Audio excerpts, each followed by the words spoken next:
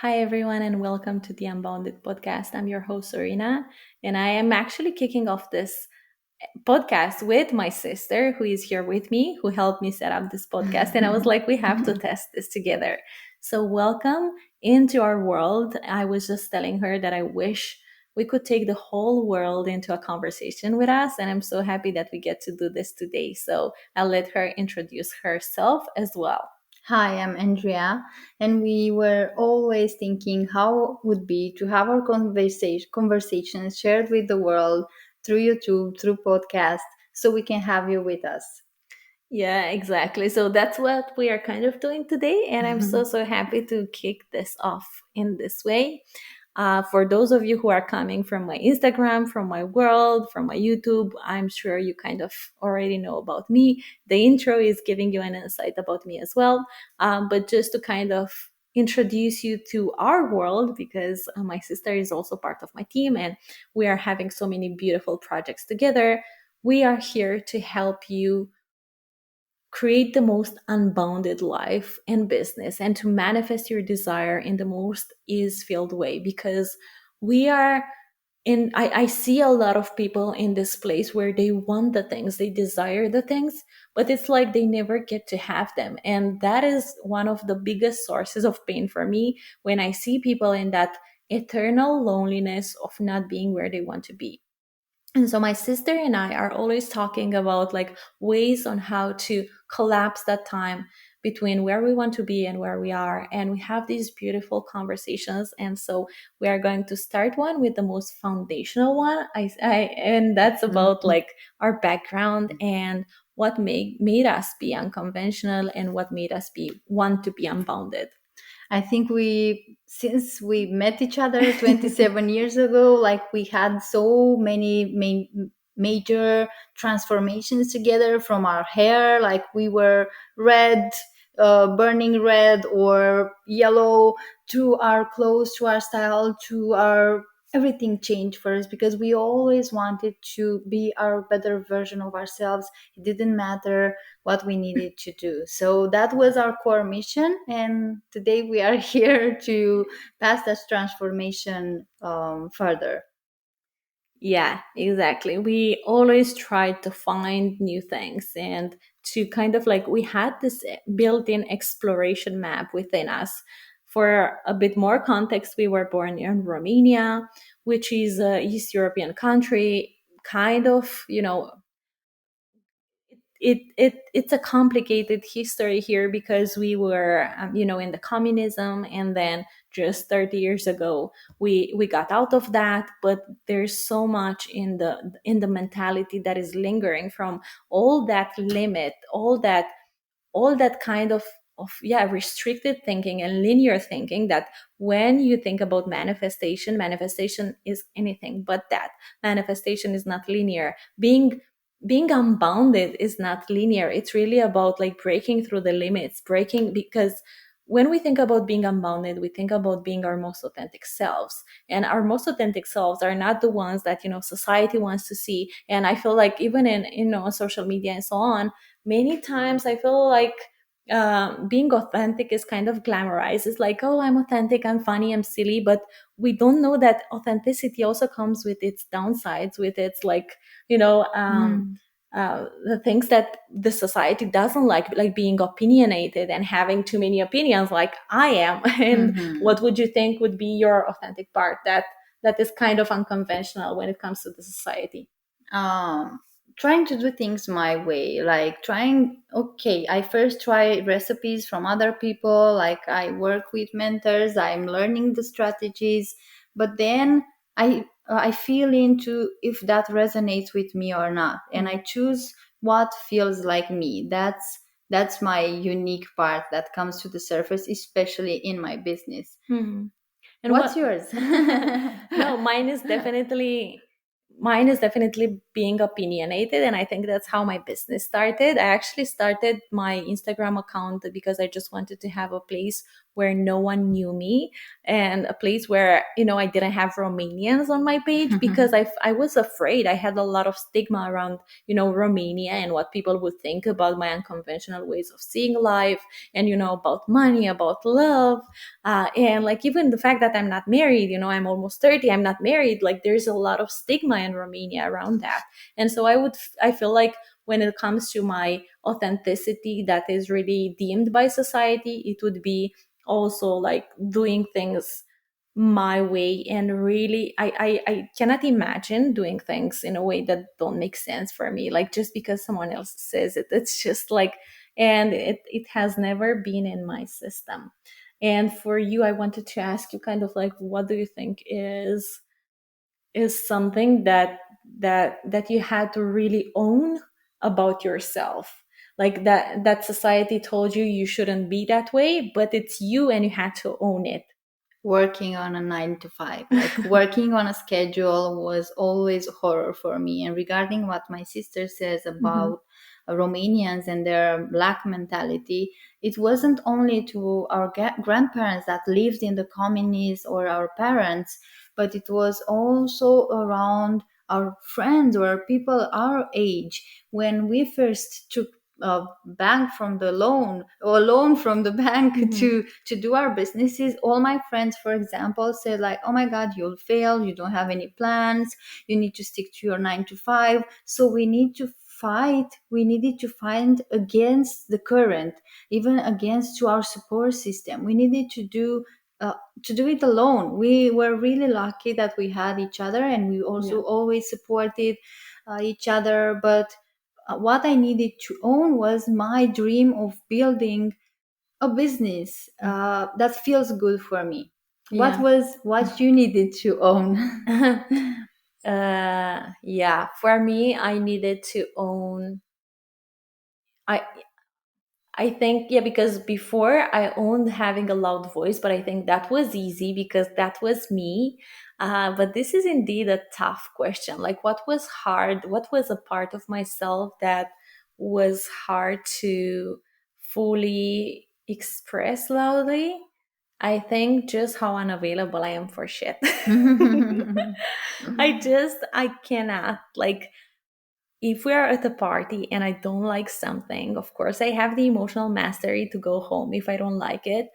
But you are going to know I'm not someone that represses their voice, that is going to, not tell you, and that is going to just kind of like, I used to be a people pleaser, and I want you to know, like, this is work in progress. This is why I'm saying, like, if you answer the real question, you're going to see just how hard it is because it's probably not fully integrated. It carries a lot of shame. And you're like, oh my God, I'm dying when I'm trying to bring this side to the world. So if I'm at a party, my knee-jerk reaction is to be a people pleaser, is to be like, oh yeah, okay, yes, I'm going to listen to you all night and like not ask questions and pretend I don't want to drink water and so on. And I began saying like, I'm sorry, I'm not vibing with this. I'm not, into this. And to own my nose, I think owning my nose, it's really what allowed me to step into that full self-expression. But it was so hard, and it still is sometimes. I remember when we were little, like for you to understand the transformation we had, like when we were little, her face would say anything. Like we were at the parties and you would see her face, like trying to be people please, but you can feel that Yeah. she didn't like you. And I was like, Okay, be okay. nice, be nice. Let's, yeah, of course. Because we were taught that way. You were taught you have to be nice. You have to, you are a girl, you have Yeah. to smile. I remember for me it's always this moment.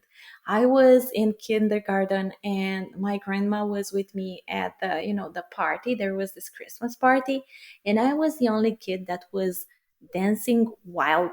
When I say wild, I mean wild. It was not a nice dance for a little girl, but I was just rocking it.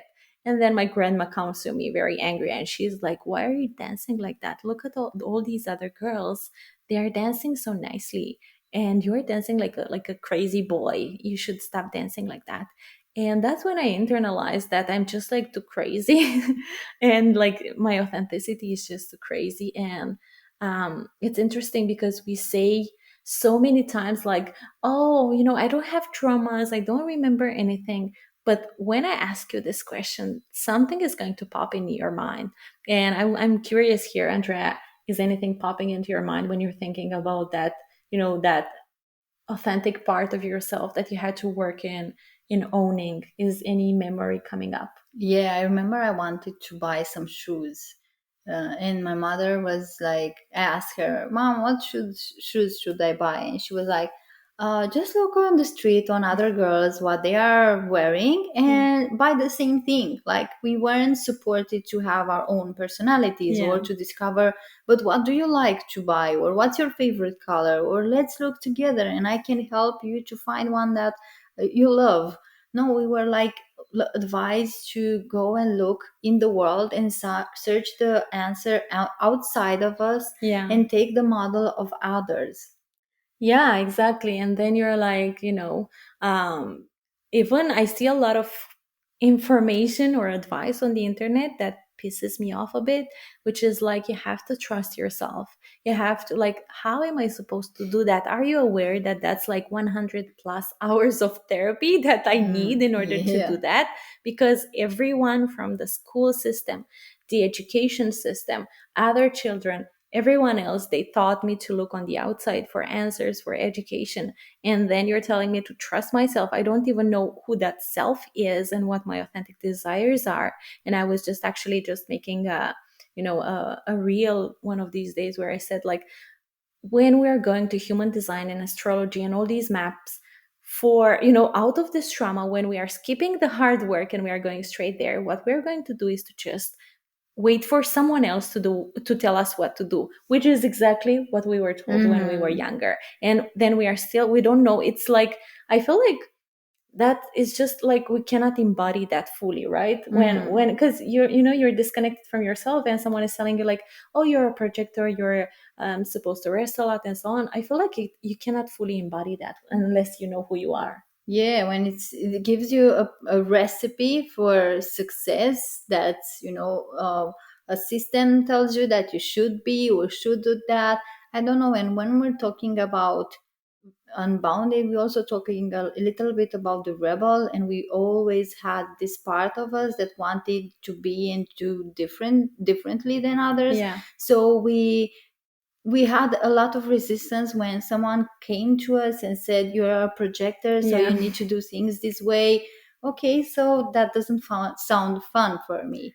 Yeah, exactly. And it's fun. I love that because you are, and I felt a bit guilty when I shared that about human design, because a lot of people who, don't understand where I'm coming from may misinterpret it.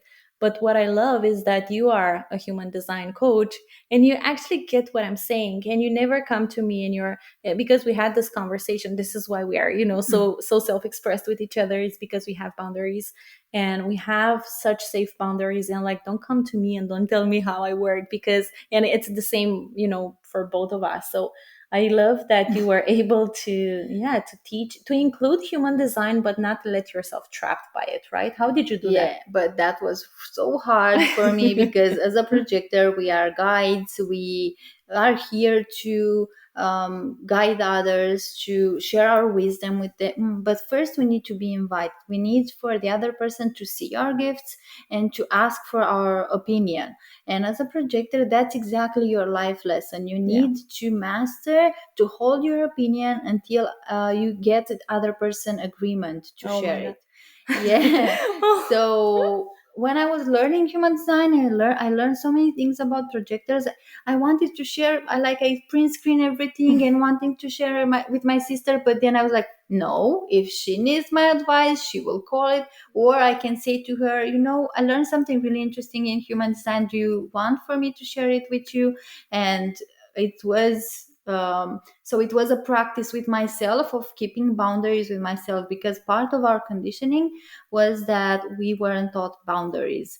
So a part of our misunderstandings and Yeah. life lessons in the past as sisters was to keep the boundaries with ourselves so we can keep it with each other and with the rest of the world, of course. Mm-hmm. Yeah, and that's really what helped. I believe that's the shadow of the coaching world as well. Everything sounds like an unsolicited opinion, and when I share, when I usually, I sometimes I'm like very feisty, and I share my human design chart, and then guess what? All the projectors are like, oh, did you blah blah blah, did you do that? And I'm like, at first I was so triggered, and I don't know if this is a projector thing. Are you also triggered when someone gives you unsolicited advice? Of course, I hate that people in my DM telling me, especially I work like now I am in the process of healing relationship with other business coaches that like just come in Yeah. my DM and they're like, "Do you have a sales strategy set in place? I can give Can I you pick one." your Or brain? they don't even ask me. They're like, "I have the best sales strategy for you. I want to raise your account.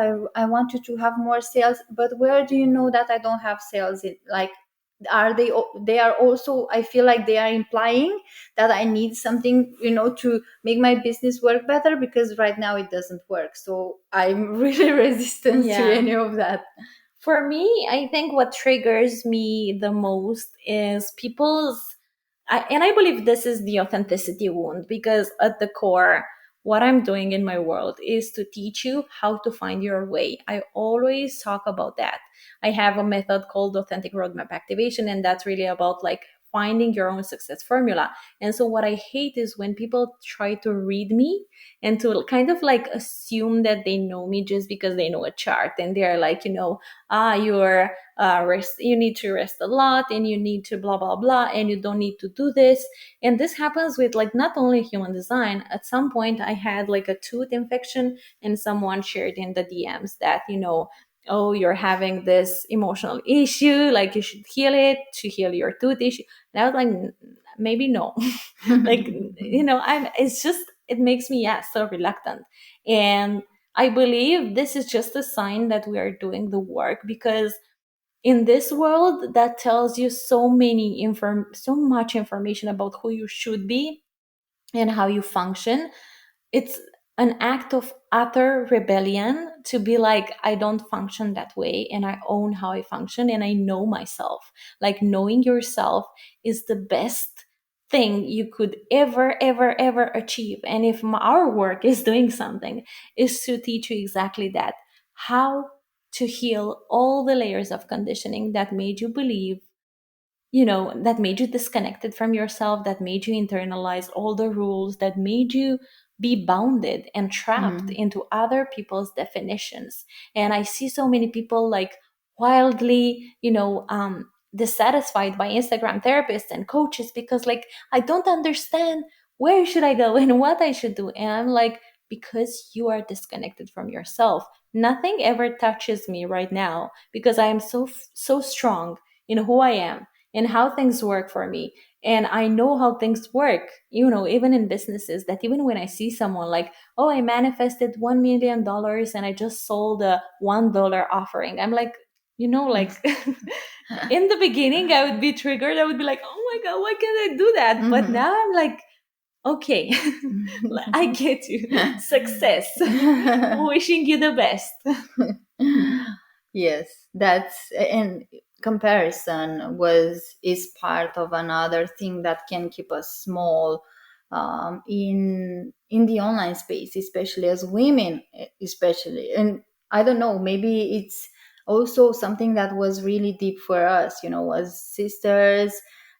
From when we were little, and it didn't came from us, it came from our mother, that will always like Yeah. comparing her with me, like, we look at her, how she's so good at school, and then she was like, look at your sister, because she look how funny she is, and she was always comparing different traits with one another. So we Yeah. learn this subconsciously, that I need to be more like someone else so I can be accepted and validated and loved. So of course, for me in business, it manifested this wound a lot, Mm-hmm. because I was comparing myself with other coaches and their success formulas, and they were like, I cannot understand how they are making 30K months. But when I started doing their formula, which was like working 16 hours per day, I was like, no, I think I'm okay. I don't want that Yeah, success formula. exactly. And this really leads me to something so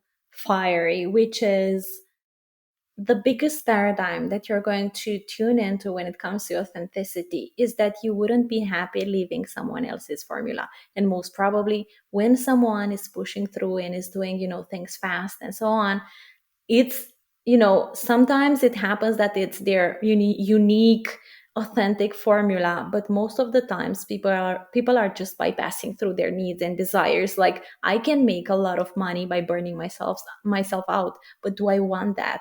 So the biggest act of rebellion, as I said, is really owning how you function. And I believe that when it comes to success, and it's funny because the podcast, the initial name wanted to be Success in the Mess, because when we understand how success works, we understand that success is not a matter of what other people's definition of success. Success for me is succeeding in my own timeline, in my own authentic way, in the fastest way available for me. Mm-hmm. And I want you to know that just because someone is succeeding fast, it doesn't mean that that's their authenticity. And I always say this: sometimes success for some people is their lesson, is not their win.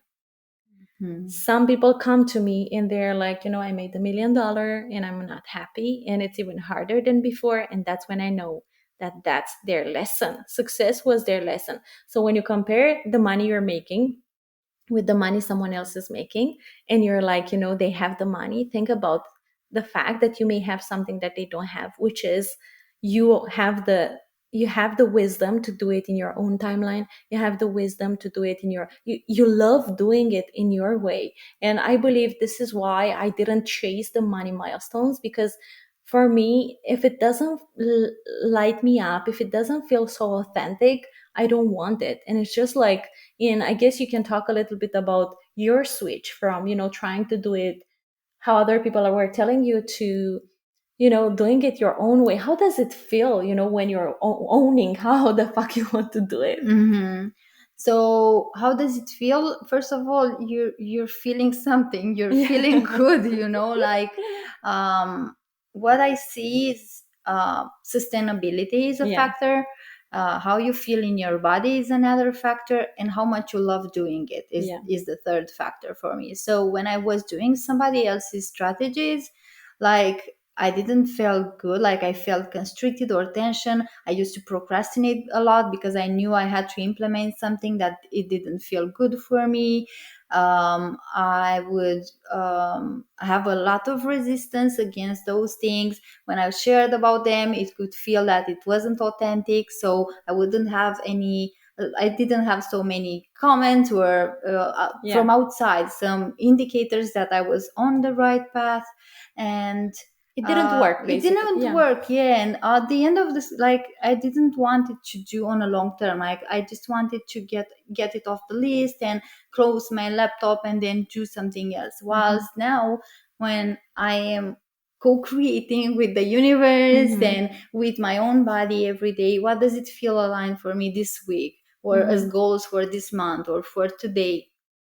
I can stay at the laptop for hours and not feeling the time pass because I enjoy doing it so much and I feel Hmm. in my own element, and I don't see myself doing anything else for the rest of my life. I just see me just coming more and more into the space of what feels good for me and refining my own strategy and method more and more. Yeah. Oh my God, I love that so much. And exactly how you said, as kind of like, and this is where your success, this is what I want you to learn from this podcast and this episode, is that you're learning to measure success in a different way. When I told my clients first about the word success, they're like, I don't want to hear about that. Like, success is what my mom wants me to do. And I'm like, no, success is your definition of happiness, is your or your authentic definition of what works for you. For some people, success is really, going at the countryside and being happy while having chickens. That's success. If it makes you happy, if it's authentic for you, if it's your purpose, if it feels like your purpose, and your purpose doesn't have to be to help the world all the time. Sometimes it's just to like live for yourself, in a family that just always self-neglected and so on. And so I love the fact that you learn to measure success in a new way, and that we've just paved this extraordinary way in our lives, and that we imagine we were just like, and you said 27, it's 29. I'm so Oh sorry. my god, I see her so little. Oh my god, I still see her like 5 years ago. Exactly. She was like, Oh my she's god. 27. She's my older sister. So older sisters always assume that you're Yeah, younger. Yeah. yeah. I'm going to be 30 in 1 month. But I No, two will months. all my life I will see her at 27. I don't know Exactly. why. And for me, success was her doing my makeup outside in the sun, and the sun laying rays on my skin, and Mm. the wind blowing softly on my body. And it was so simple and so perfect. That was success for me. Oh, I love that so much. And I think it's so amazing to kind of wrap this episode with also this sisterhood codes, because you're so good at, framing that. And like, this wasn't possible for us. Maybe, we made it seem that way, but we had a lot of trauma to heal. We have generational trauma. My mom doesn't speak to her sister. My grandma died without speaking to her sister. There was a core sisterhood wound where this was the way in which they learned to solve problems, like just not speaking. And we had so many moments when we were thinking that we are never going to speak again. We had to take these breaks to kind of regroup, reframe, and to honor each other in their process. And honestly, if you are like that with a member of your family, that's perfectly okay to take your time and to like, it's very hard because we have to learn our lessons, and we love this person so much. It's like I love her so much that it hurts. And knowing that, we hurt each other, or we cannot speak, or having this probability that she may not be in my life is terrifying. But we needed those breaks to kind of regroup and to reevaluate the relationship and to see what needs to be changed in order for us to have this moment today that she shares of me, putting on her makeup in the sun, and we were so happy, and us running, our business, and I help her with her business and she helps me with mine. And like, we are recording a podcast. I recorded the intro earlier, and she was like my best hype girl. She just tried all these strategies to make me, be able to record the intro faster. She was like, And smile. exactly. She was like, first she tried with like, this is the one, you can do it. Then she said she saw that didn't work. She was like, okay, there's no pressure, you can do it. She tried everything. And now, like, it's so miraculous to have this and to share this abundance and to pave a new way. It wasn't in the cards for us, but we made it happen. So we want to, I'm not a believer of throwing away relationships. So if you can, and if the other person wants to go create something with you, I encourage you to explore it when it's possible. Of course, we have people that we cannot repair with, and we have those situations as well in our family. But when you can do that, we encourage you to explore that, because the rewards, many times we're like, why would I want to do that? And I think we are the testimony of why you Yeah. would want to. And even with ourselves, sometimes she annoys me so much, and she was like so stubborn. Sometimes each one of us has had our advantages and our Yeah. disadvantages. And sometimes her shadow is so annoying and so stubborn, but that's her quality in her business, for example. That's what Yeah. made her create a successful business in her own way. So yeah, it's this middle, meeting each other Yeah. in the middle. Absolutely. And it's not about like a good, and this is a thing that we're going to talk more about when we talk about relationships. But we have to kind of like dissolve this idea that what we're sharing is perfect or not human, or that we don't have an argument, or with that we don't need 2 days to just like regroup. We are annoyed. Like, being human is annoying. I don't know why we try to make it not that way, but just being in your own body, waking up grumpy sometimes, like it's hard. Dealing with another human is hard. So the moment we accept, I always say this, the moment we accept that relationships are hard, they get easy. Because like it's really hard, but that's why I was like, okay, let's share with them why is it worth it. And it's worth it because there's so much beauty in sharing these moments together. At least for me, my biggest value is sharing. This is why I'm doing this podcast. This is why I have my Instagram account. This is why I'm doing everything I'm doing. Because like I don't see myself a millionaire drinking alone from a champagne bottle. Yeah. I see myself on a party with my loved ones and my like clients and so on, you know. So this is why Yeah, it's like, because it's yeah. not only about the money, it's about the people that you will have in your life, the experiences that you will have in your life, the impact that you will be doing through your business. It's not about the goals, the material goals that you'll think you'll make it will make you happy. And we had so many goals throughout the years, like traveling or money or business or so on. And we discovered that the mission, it's beyond that, it's a deeper purpose. Yeah, absolutely. It's really about, and you're going to have to find your own kind of like mission, but in value. But for us, I think it's really about sharing. For me, it's sharing. For you is really, I feel like you have this gift of kind of wrapping moments and just like kind Mm. of encompassing moments. And she's always taking photos because she wants to document every moment. She is so good at being present. And like I always tell her, like, you should teach about presence, but because she was born with this innate ability to be present, she doesn't even know how you could not be this way. So I think she Yeah. doesn't know how to teach about it. But Yeah. yeah, she is the kind of person that will come into my house, and in 5 minutes my house is going to have a complete different vibe to it, because she has this beautiful way of making a house a home, and just like putting all the things like uh, putting the flowers in a certain way and putting that thing in a The certain way. pillows. Yeah, the pillows and all of that. So And this is her gift you're seeing in action right now. She always sees the gifts in other people, and she always like found my niche and found like, you need to do this, that's your skill, you say this really good. And she's seeing beyond the surface, beyond what you think it defines you. She sees the unconscious traits, your unconscious qualities. So yeah. you'll have, I'm sure that you'll have a lot of positive golden nuggets from No. her content. And I'm really proud of her today that she was able to create her first episode. And I'm sure that she will create so much impact through her future podcast.